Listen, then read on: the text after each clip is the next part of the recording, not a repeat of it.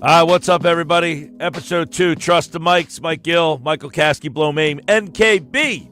It's a live show for those of you watching on the YouTube and the X platform. What's up? Like, rate, review, and subscribe. We got you all on the audio feed as well, wherever you get your podcasts.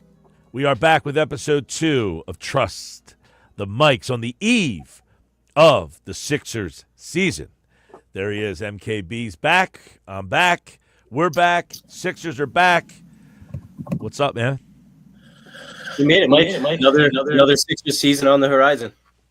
Another Sixers season. We saw the final tune-up Friday night. It felt like a regular season game, like you had to watch when they made the announcement that Joel Embiid was going to play his first preseason game since 2023. What do we think? The big man's back. What do we think? I think that's a great sign, Mike. What do you think? Well, I mean, seeing him out there like in a preseason game, you're almost at the point where you're like, I don't even want to see him play in a preseason game because like I don't want to see him get hurt. But it soothed the soul to see him out there doing what he was doing, rebounding, starting breaks. And I'll tell you what, the motion and movement around him when they had the ball down the offensive end of the court, that's what really stood out to me, is that you saw like a lot more movement around him, a lot of DHO, just getting him like in the spot where he's comfortable, but everybody else doing a lot more around him. I thought that's what stood out to me in the offense so far. Yeah, you definitely see that there was a concerted effort to get some movement around Joel. You see the athleticism and versatility that, Nick Nurse and Daryl Morey kind of hinted at adding over the offseason. And like to your point, I think just seeing Joel out there was really something that should bring some cautious optimism. It's tough to use the word optimism when it comes to the Sixers, but cautious optimism. I mean, the fact that he was out there for a preseason game, from what I was told, the team really wanted to get him, just some game reps, let him get his feet underneath him after such a long layoff before diving right into the regular season. And that's just not usually common. And the fact that he was able to do that, play 19 minutes, look pretty good. Yeah. I mean, obviously you would expect a little bit of rust after such a long layoff, but he looked by and large like Joel. The man almost had a triple-double. In 19 minutes. I mean, he looked like Joel Embiid. And we talked about this a little bit last time.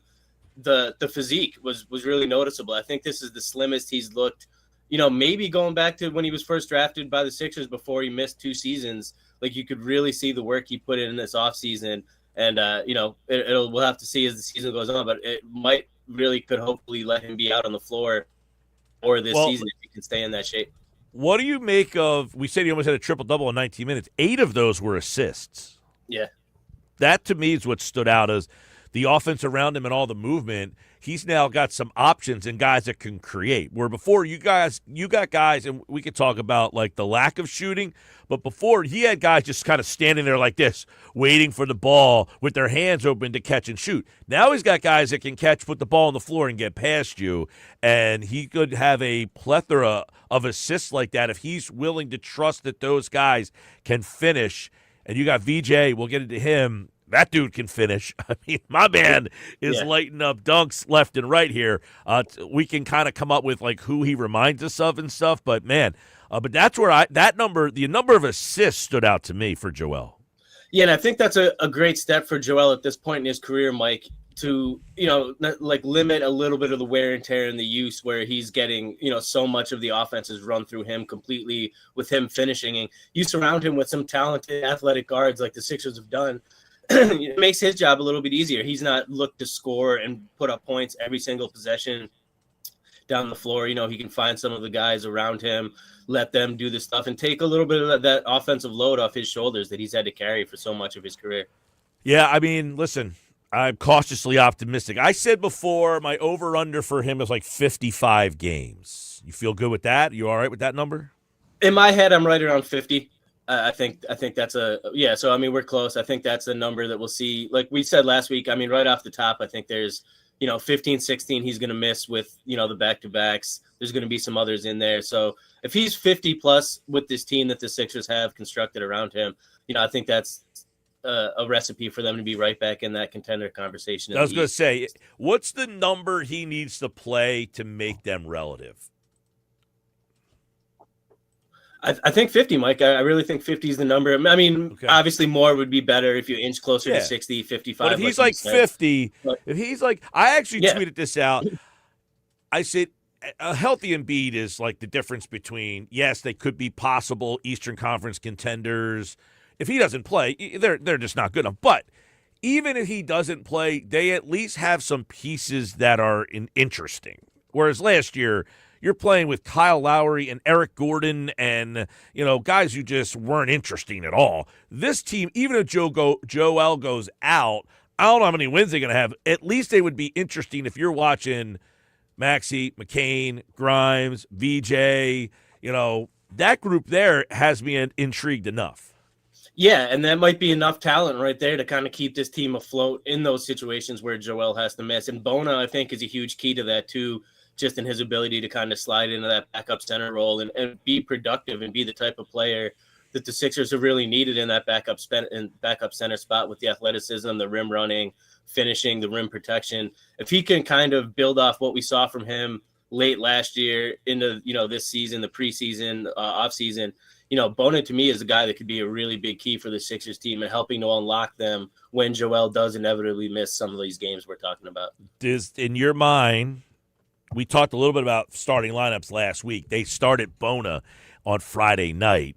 Yeah. Is that the guy that you think? Now, Paul George isn't going to play tomorrow night, but is it Embiid, Bona, VJ, Maxey, and who's the other guy? Who's the fifth guy? I think they started Oubre against Minnesota. Oubre, yeah. And brought so you like Bona in there with or without George? Do you see the starting lineup that the Rockets are going to throw out there tonight? They got four guys, 6'11". Yeah, the all height lineup. I was surprised when Nurse threw Bona out there. It's something that I thought they would experiment with a little bit, like as the season wore on. I didn't expect it to be something that they would use like right out of the gate. And honestly, I still don't know what they're going to do tomorrow in that fourth spot. I think if Trendon Watford was healthy, he probably would be the guy, but he's still sidelined to start the season. So with him and Paul George out, that fourth spot to me is wide open. If they want to go really small, they could go, Oubre, Grimes, Maxey, VJ, and Joel. If they want more size like that, they do Bona and Embiid again as the Twin Towers. I could see it going either way. What would you do if you're Nick Nurse in that spot, Mike? Where are you going?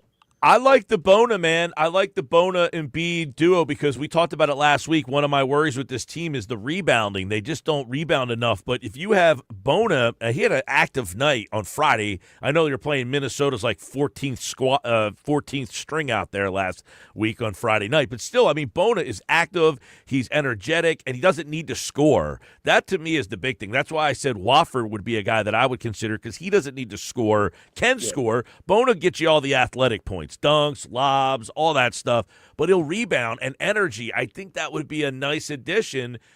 Now, with Paul George, I actually don't know what you think about this. I actually think even if Paul George isn't healthy, this team will be pretty good. Like, I don't even know that they need him, but obviously a good, healthy George would make them another level. But I just think, like, he's a kind of a weird fit with the guards and I just don't know how they're going to get all these guys playing time to get them in a rhythm. That's all. But I don't know. Yeah, no. What's your thoughts on where George fits in? I don't disagree that I don't know how much he actually elevates their ceiling, Mike, but I think he will be very integral given their lack of wing. If he's good, if he's Paul George. But even Paul George of what we saw last season, I mean, obviously he was hobbled, but he's still a decent perimeter wing defender with size and length, and that's just something that this Sixers team doesn't have. I'm not even talking about necessarily on the offensive end. Like, we know what Paul George can bring if he's healthy. They might not even need much. Like, I think we were saying last time, if he averages 15, 16 a game again, that might be enough for them. But to me, they have an issue on the defensive side because, like you said, they're so small. They have the 4-guard lineup. And then it jumps to the big guys with Joel and Bona and Drummond. And there's a little bit of a dearth of the size on the wing. And I think that's where Paul George is going to be really important. There's a lot of obviously great wing perimeter players they're going to have to match up with. George is getting older, but at his peak, obviously, this is one of the best two-way guys in the league. And I think the Sixers really will need to tap into, some of that when he's healthy and available. So what's your Edgecombe, like, X factor? Ooh. Where do you kind of put him now that you've seen him in a couple preseason games? I mean, summer league is one thing, but preseason games are another. But Do you get a feel of what like he will add and change for this team? Yeah, Mike, I think this kid, Edgecombe, man, everything he's done since they drafted him has made me be like, maybe he can be a little bit better quicker than I initially thought. I think everyone thought when they drafted him that this kid had the sky high potential, the athleticism, all that. I think there were some questions about, how quickly he could kind of put it together. And especially on a team that's looking to contribute or to contend immediately. Like, this isn't a rookie that's a third pick that gets to walk into Washington, play 30 minutes a game on a bottom feeding team and put up numbers. Like, this is a guy, they're going to look to him to be a huge piece of this team in a contention situation. And I just think everything we've seen from him, man, is a huge reason for my optimism. The shot already looks better than it did coming out of college. He's taken the shot from beyond the arc without hesitation. The mid-range game is looking nice. The ability to get to the rim and finish, like getting a defensive rebound and getting up court and transition, the athletic. I mean, everything, even in that game against Minnesota, the entire package was on display. I thought he was, again, they were playing the T-Wolves second string, so it's, has to be taken with a grain of salt. But I thought Edgecombe looked like, one of the, if not the best player, one of the best players on the court consistently, and really flashed a lot of that potential. And if he can do that, I mean, we're really talking about an X factor here that could take the Sixers team to another level. I was going to say, like, his athleticism, I mean, he's fearless, too. Like, he'll take it to the rack. Like, he that's the thing is, like, I don't know, like, how, like, refined his offensive game is right now. I mean, obviously the shot's not where you want it to be, but he's certainly willing to put it on the floor, and he can get to the rim. And with him and Maxey, the explosiveness of those two guys, I think definitely adds a whole nother layer of your offense. Now, again, you talked about it last week. Their three-point shooting was a huge problem in the first half. But listen, if McCain gets back, and he should be back like soon here, you would think if he shoots at the clip he did last year, Grimes can shoot it. He's like a 38, 39% guy. He can stay in that. If Maxey can get back to where he was 2 years ago, you got those three guys. And then whatever, Paul George, I have no expectations for him. But is that enough shooting? And then with Maxey and VJ, those two guys putting the ball on the floor, you should get better looks. Yeah, absolutely, Mike. I mean, I do still think the floor spacing is a concern. It jumps out to me on the roster if you're looking at it. They just don't have guys that are considered to be what you would consider like catch and shoot knockdown guys. And with so many guards capable of doing exactly what you just said, you'd like to be able to surround them ideally with guys that you don't have, worries about. But I do think there are some guys. I mean, Kelly Oubre has shown that he can knock down shots. Like you said, when McCain comes back, that's another guy. So erratic. He's so erratic. Yeah, it's tough. Do you feel – I'm watching that game. I feel like he's, like, out of place. Oubre? Yeah, I mean, am I wrong? Or do you – like, I just feel like – I don't know. Is he a starter? Is he coming off the bench? Now you got these guys off the bench who can give you offense, which is kind of what Oubre does when he comes off the bench. But do you need him to give you offense off the bench? I know he's lengthy. We're for defense, but he's just so, like, I don't know. I feel like he's almost kind of out of place on this team now. I think you're kind of almost describing his entire career, Mike, across multiple stops. I feel like this is the way fan bases have talked about him because he's like two sides of a coin. Like he's really explosive, capable of giving you 20 every night, but also makes some just bad plays. He plays outside of himself sometimes. And he said that specifically, even at Media Day, he talked about how, this off season, he kind of wanted to work on slowing himself down a little bit and not going too fast because that's when he tends to make some mistakes. So I think his best role on this team has served as a guy coming off of the bench. I mean, early, obviously, with injuries, maybe he will have to see some starting time. Obviously, he started a lot last year, but I think his role is best defined on this team as a bench guy because almost like Paul George, they're going to need some of that defense. He's not, a lockdown amazing defender, but if you look at the Sixers roster, he is one of the better perimeter defenders out there, or at least one of the guys that's capable athletically of, keeping up with some of the better perimeter players in the league. So I think his role to me is more defensive oriented this season and kind of crashing the glass and making a contribution on that end than it would be scoring 20 points with it, the rest of the backcourt that the Sixers have in place. Yeah, he just I just kept thinking man, he just feels like he's been here 1 year too long. Like now that they have some young guys, it's like, I don't really need this guy around anymore. Like last year you brought him you had him back because you felt like you were adding veterans to kind of take that next step because you had been failing because of your I saw that whole idea. That didn't work. Now it feels like he's still here and all the other old guys. Now I know Gordon's still here and Lowry's still here. I can't imagine them getting any playing time at all, right? I'm wondering about Lowry, Mike, just because if you look at that, take a look at the depth chart. I mean, with McCain out, especially like early in the season, there's no other point guard on this roster. So I mean, unless Nick Nurse is going to kind of stagger Maxey and Edgecombe so they split kind of like ball handling duties. You look up this roster until McCain's back. Lowry's the only other pure point guard out there. So I do wonder if by default, early in the season, we are going to see Kyle Lowry get some minutes here as the backup guard. Probably not an ideal situation, but I do think there's a world where tomorrow night in game one, we see him playing 12, 15 minutes in that game. I'm interested to see what is your thoughts on where Paul George is, because he's now practicing. Like, I don't think he's going to play tomorrow night. There was reports that he's not going to play, but the fact that he's out there 5-on-5 can we see him Saturday? I don't know about Saturday, Mike, but I think in the very near future, I think within the next week to 2 weeks, we'll see him back. He's still in the ramp-up process. He was really optimistic even when he talked to us back in Media Day, saying that, he wasn't going to be ready for the start of training camp, but that his progress was coming along really well, that he felt good. Obviously you take Media Day quotes with a grain of salt because it's, all optimism day, but he seemed to be in good spirits about where he was at that point, and all the reporting and updates from the team since then have been on the good trajectory, making his way back. He's back to full 5-on-5 in practice now. I think a week or two of that, continuing to get him back in the flow, and we'll see him back in short order, which will, it'll be nice to have the team close to full health early in the season for sure.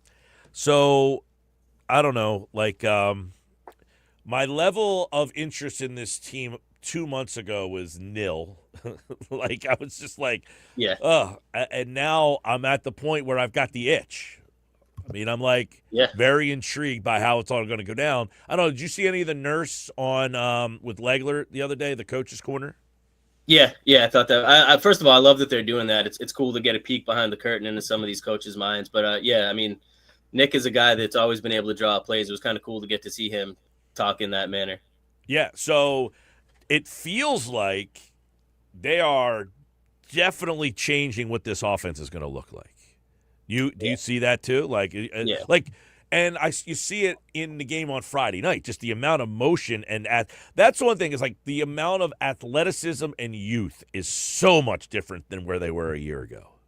Yeah, and I mean that was the thing, that this offense, even given the injuries that they had last year, throughout the season was just anemic. It was hard to watch. There wasn't enough motion. There wasn't enough creativity, which was surprising because that's been Nick Nurse's MO a lot of times throughout his career. And he just didn't have it last year. So I think they needed to go back to the drawing board this year, both in terms of the roster and in terms of the approach to the offense. And I think, like you were saying earlier, that preseason game really does, I think, give you a good preview. Even though it wasn't against the starters in Minnesota, it showed you a different offense where the movement around Joel is more, explosive and available than it has been before. They get up and down the court more. There's more explosion. The backcourt's quicker and younger. So, I mean, all those things together, I think there is, I think the term is guarded, cautious optimism, because there's reason for it, Mike. And I think a lot of fans are in that same boat as you. The way the last season ended left a bad taste in a lot of people's mouths. They were checked out. Obviously, you had a Phillies run. You have the Eagles Super Bowl team. Attention was elsewhere, but now NBA season's creeping back. And I think, every time you think you're out, they pull you back in with the Sixers team. And this year is another example of that.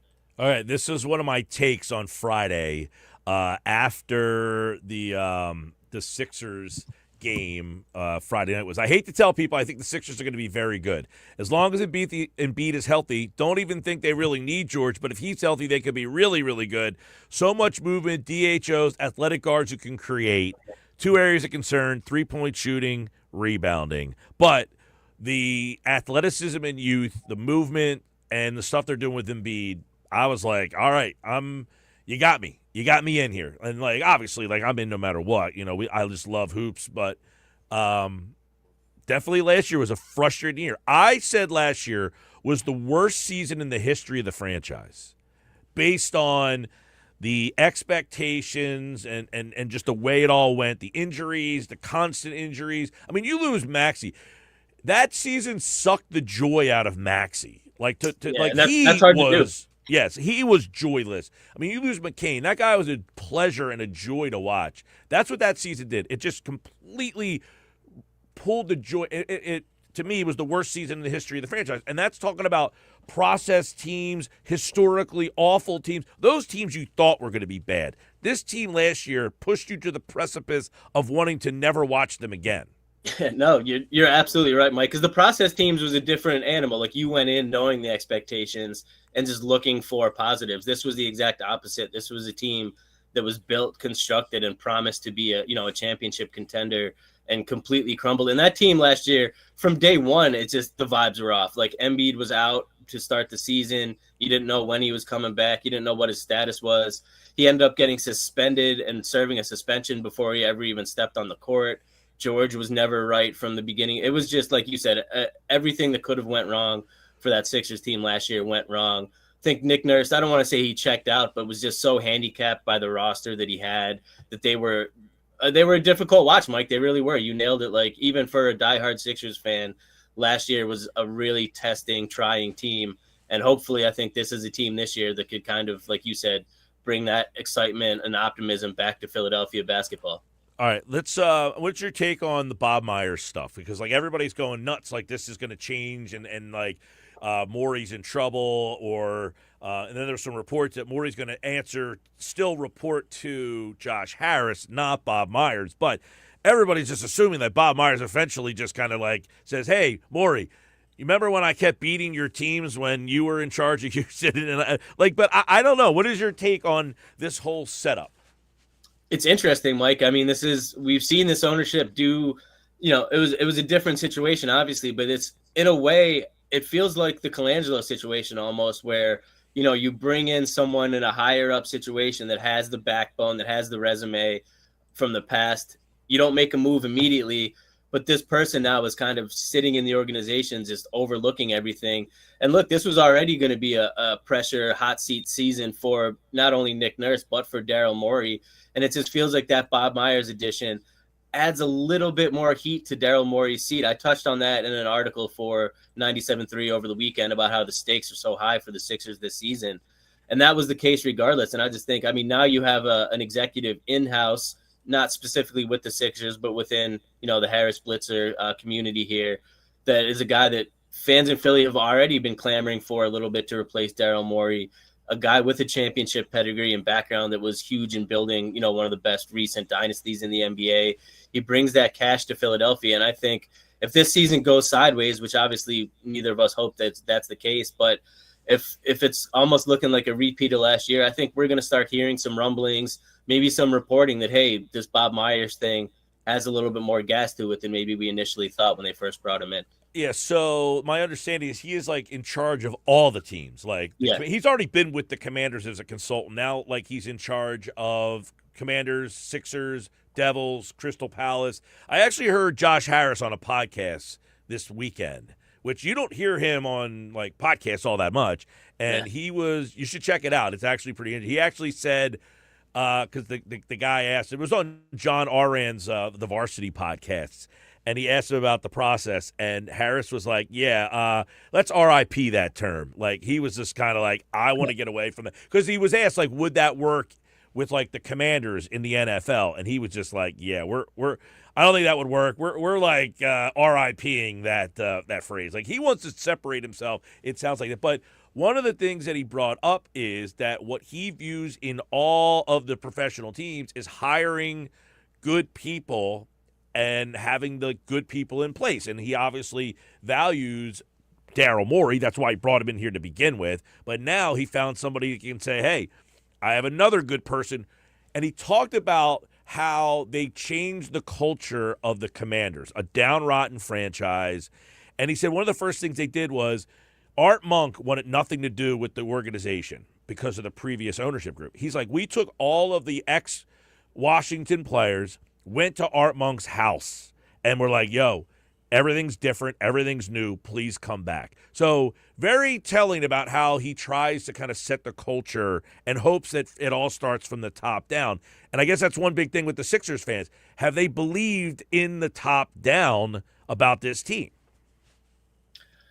It's funny you say that, because I was thinking the same thing, seeing the Commanders have that success last year, especially so quickly after Josh Harris stepped into that ownership. I said on the radio show, Mike, Sixers fans should be thrilled that the Commanders are good because that's an awful franchise that he has now made relevant and good and has people believing that they have a good culture.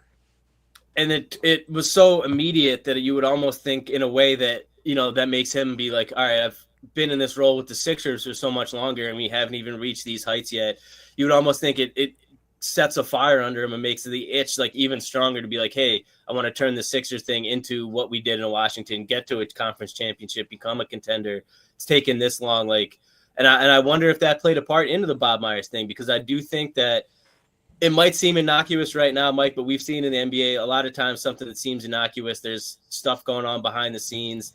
We don't know how good Morey's standing is with the organization. Like, they've been very happy with him up to this point, but obviously, it's a results-based business and patience only lasts so long. And I think that Josh Harris having that taste of success so quickly with the Commanders could definitely spill over to the Sixers and resulting in changes in the front office potentially. You wonder how much Harris puts the blame on Morey for what happened last year. Because there's so many people like, Morey's never won anything. Last year was a disaster. How do you bring him back? And that's valid to say, hey, that season was awful. I think it was the worst season in the history of the franchise. Is it a fireable offense? And they're saying, well, it's his first losing season, which is what he said, which didn't go over very well. Hey, it's the first losing season I've ever had. Do I deserve to be fired for that? Which I said no, but you can't say that, right? You sound like a pompous ass. Yeah, no, I'm with you. And I think him and Nurse benefited both from the same thing last year. Just the fact of those injuries kind of bought them an extra year. Like, do you move on from him immediately after last season? There's certainly some people that would have. I think they both got the benefit of the doubt since, like we were saying, it was kind of a train wreck from the beginning. But those excuses aren't going to fly again this year, Mike. Even if there are injury issues again, this team needs to look and be better than it was last year. And if not, we'll be having a very different conversation. I don't like. Listen, I don't think Morey's the greatest executive of all time. When they got him, I thought it was a great addition from where they were anyway. You can make an argument that, I don't know, has he done a good job, a bad job? It's hard to tell. Like he had his hands tied when he got here because of all the problems that they had with bad contracts.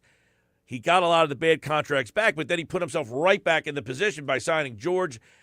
And then they have the Embiid contract. But I think he's done a really good job. Like, even if George and Embiid get hurt this year, you at least have Maxey, McCain, VJ, Grimes. You have 4 players that you feel pretty good about. Yeah, he has done a good job of straddling. Bona, he found Bona's a nice. I like Bona. Yeah. I know he's a complimentary piece, but you need complimentary players. So, sorry, go ahead. No, you're good, and I'm with you on Bona too. And he's done a nice job of straddling that, almost like the 2 timeline thing. Speaking of Golden State that they were talking about with the Warriors a couple years back, where you still had that core of Steph, Draymond, Clay, but then you bring in Moses Moody and Kuminga and some of those younger guys. Didn't quite pan out great in Golden State, but I think Morey has set this team up where he went all in with Embiid and George and those contracts for this team now. But through shrewd drafting, obviously the getting the 3rd pick to get VJ, Maxey a few years back, Landon McCain in the middle of the first round last year, and Bona like late.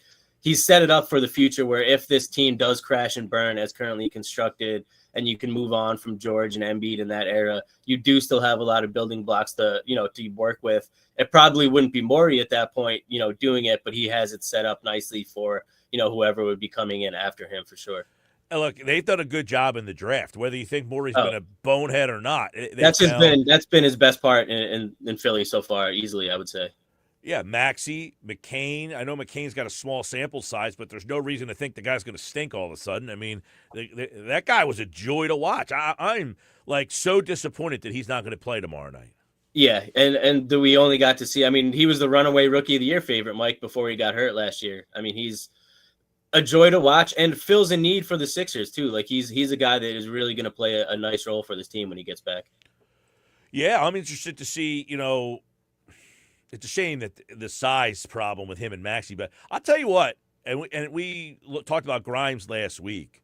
The fact that he was asking for ridiculous money. In my opinion, like, listen, you can't ask for that money based on 20 games, but I think he's a bucket, man. I think he can legit score. Yeah. Yeah, we saw that last year. And the Yeah, defense, but too. like, is he the guy who's the good player on the bad team and there's nobody else and he's just getting buckets, or can he really bucket?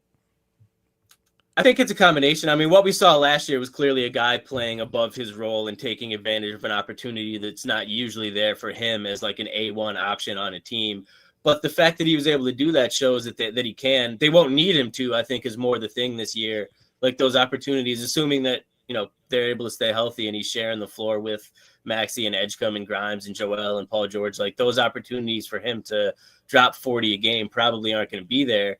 But if you scale that down and the production and efficiency can stay the same combined with the defense, I mean, especially at the contract, the 1 year, I know that that didn't work out great for either side necessarily. But if you're just looking at it from a 1 year perspective, that's a value contract for the Sixers. And he has an opportunity to, be a huge factor for the team and to, make some nice money for himself in offseason next year if he plays well for the Sixers this year, obviously.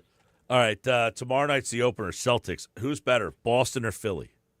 On paper, it should be the Sixers, Mike. And I actually really like this game as an opener, not only because obviously it has the history of the Sixers Celtics and the rivalry and stuff, but I think it's just a nice barometer test for the Sixers to start the season. This is not obviously the Celtics teams of years past. They're gutted, injured. The lineup looks, completely different than the team that won the title 2 years ago. You got Derek White, Anthony Simons, Jaylen Brown. The front court's gone. Porzingis is gone. Horford is gone.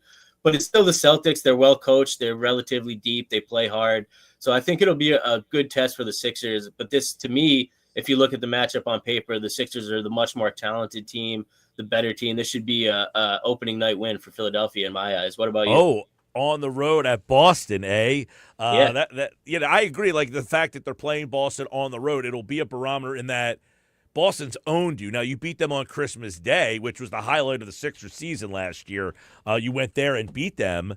That was about the only full-strength game you played the whole season, showing you like what possibly might have been or could have been. But I would say if you go on the road, it's and lose to this Boston team, immediately people are going to turn their back on you. It's almost like you better win this game. Otherwise, it's like, same old Sixers. Yeah. Don't you think? Yeah. I do. It does give off that vibe, especially because it's the Celtics, and it's because it's but it's a Celtics that's like diminished. Right. Exactly. So I mean, it has the shiny name brand of the Celtics, but when you actually open it and look in, it's not the same team, and it's a team that the Sixers should be able to. I mean, even just looking at the Celtics front court, like there's no one that could possibly try to slow Joel Embiid. So even just that alone, you would expect Joel to go out, dominate, and hopefully lead that team to a win to start the season.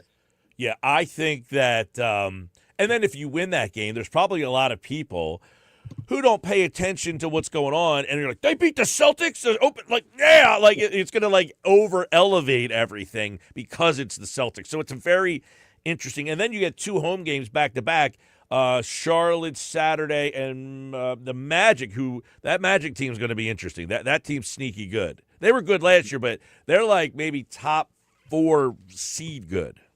Yeah, they absolutely have potential to take that next step this season. They're an interesting team for me to watch. But like you said, I mean, that Sixers schedule, you look at it, starts with the Celtics, Hornets, Magic, Wizards, the Celtics again, and then the Nets. And Wizards on the back-to-back. So Joel probably doesn't play in that game, but you're playing the Wizards. So, right. I mean, on paper, that's a start to a season. Then you could potentially look at the Sixers team.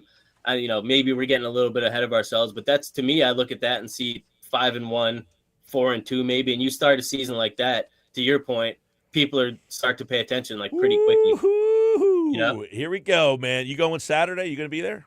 Yeah, I'll be in the house for the season opener. Yeah, I know. I was, because the Flyers played. I like doing the double disco, right? I'll go to like the Flyers 12:30, watch the changeover. Oh, and then spend the whole day in the Xfinity Mobile Arena. Yeah. I've done that when my younger days. I did that a lot, but I might go up Saturday. We'll see.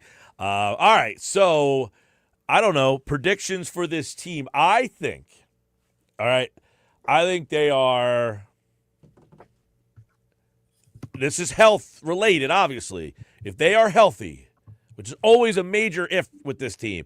If they are healthy, Embiid, George, about 50 games, let's say that's the number there, I think probably a top 4 seed team. Woo. Although, I got Cavs, Knicks, Magic, Hawks. That Hawks team is pretty good. Yeah, they're flying under the radar a little bit. Yeah, I like that Hawks team. So maybe those 4, Philly right there maybe as the 5th team right now. Because after that, I think there's a drop. Yeah. Am I missing somebody? Nah, we're on the same page, Mike. I was going to say, I see the Sixers being a top 6 team with potential all the way up to like the top 4. Obviously, Cavs and Knicks are like the top 2. The Magic and the Hawks are those next teams that everyone's talking about. The Bucks are, going to take a fall off.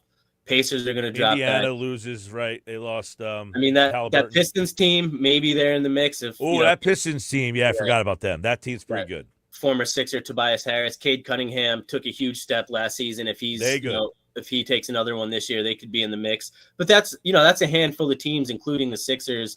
And talent-wise, again, like you said, every single conversation about the Sixers hinges on if with the health. But given that, I mean, obviously, if they're not healthy, they're not going to be good enough. There's no there's no ideas of grandeur here. If Joel Embiid is not healthy, and the problem is you are relying so much on him, but I believe they're finally getting to the point where they don't have to rely on him as much. Yeah, absolutely, I would agree with that because their guards can at least compete. You hope, and they're young. Their guards are young, but if they at least have competent scoring guards that can keep them in game. Now, defensively, I think they would be a disaster if Embiid goes out. They got nothing behind him. Yeah, I mean, unless Bona can surge into a defensive player of the year candidate in his second year, for sure. I doubt it. But I do like him. I'm excited about him being in that 4 role. Or maybe he's the 5 and Embiid's the 4. I don't know. Yeah, I mean, Embiid doesn't really matter. Yeah, I mean, the numbers are pretty important at this point. But, I mean, Joel could space the floor if you have Bona kind of in the dunker spot in the paint, spread Joel out to the three-point line a little bit. Or Embiid at the elbow and draw the double, see if he can lob some ollies. Yeah, see, this is where Nick Nurse is going to come in this year with the creativity because they have a unique roster that I think has the potential to be really good, but it needs to be, put in a position to succeed. So I'm really going to be, along with everybody else, kind of like really paying attention to Nick Nurse this season to see, what he could do to kind of maximize this roster and the guards that they have and the way that it's constructed. Like the way he builds this offense, I think will go a long way toward determining how good they can be this season. All right. OKC is the defending champs.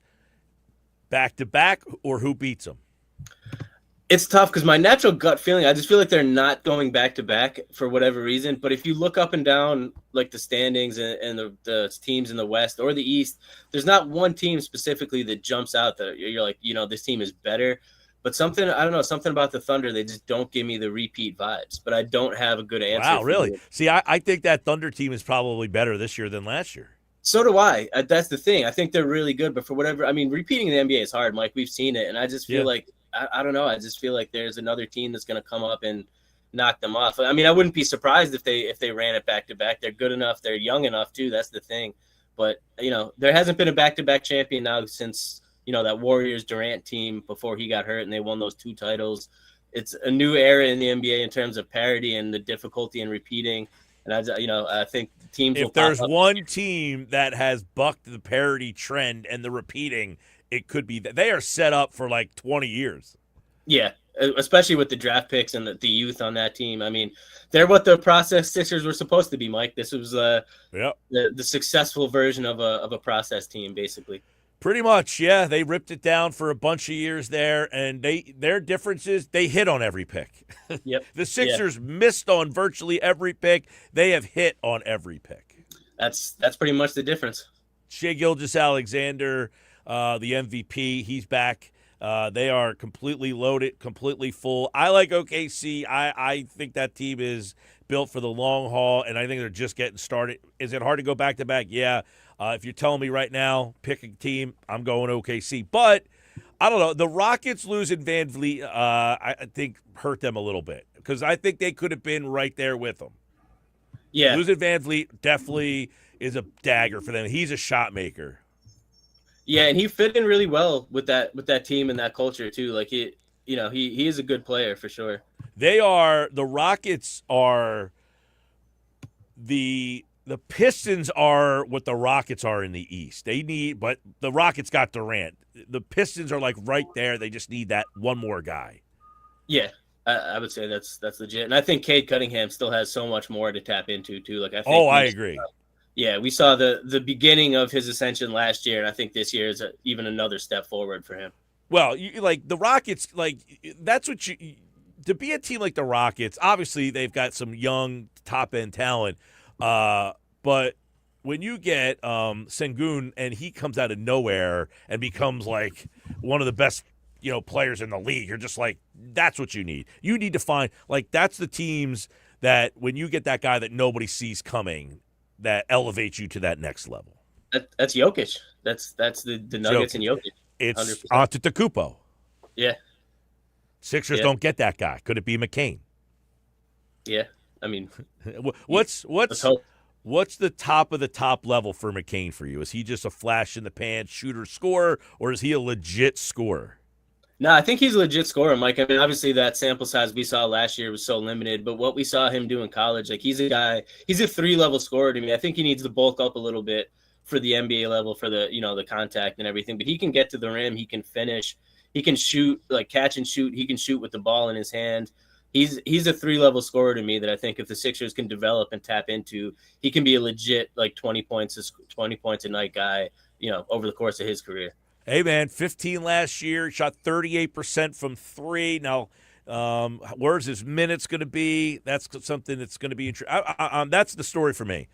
McCain, Maxey, Edgecombe, and Grimes, how are their minutes distributed, and how much do they play together? Yeah, that's going to be fascinating. I mean, 4 guards that are all starting caliber to figure out the rotation for those. That's going to be, and 4 guards, none of them are technically a pure point guard too, which is kind of funny. It's like 4 similar guards that you have to figure out that all can play upwards of 30 plus minutes a night. It's a good problem to have for sure, but that's an issue that Nick Nurse is absolutely going to have to figure out. All right, tomorrow night, Sixers and the Celtics. We're all over that. We'll be checking that out, and we'll have another edition of Trust the Mics here. Follow us on all the social platforms. Make sure you subscribe on YouTube to the BFA live stream and Mike Gill Show. All the X platforms, you can catch us out on at Mike Gill Show, at The Real Mike KB, and, of course, we have the Trust the Mics feed as well that we are posting live on throughout the week, getting you ready for the Sixers Celtics tomorrow night, and, of course, this weekend. So they will have 3 games under their belt by the time we are back on Trust the Mics here, and then we'll be getting ready for the Sixers and the Wizards that night. Hopefully they'll be 3-0 at that point, Mike. Let's check it out, man. All right, episode 2, good one there, in the books there. We're getting ready for a Sixers season. Hopefully everybody's ready to go. Let's see what they bring to us this season. Michael got top 6 seed. I'm going more top. I'll go 5. I think 4 might be a little aggressive, but I think the ceiling is in that top 4. You got top 6. I'll go top 5. It all starts tomorrow night. Good to be back. Trust the Mics, everybody. We'll talk to you next week. See ya. Thanks, everybody.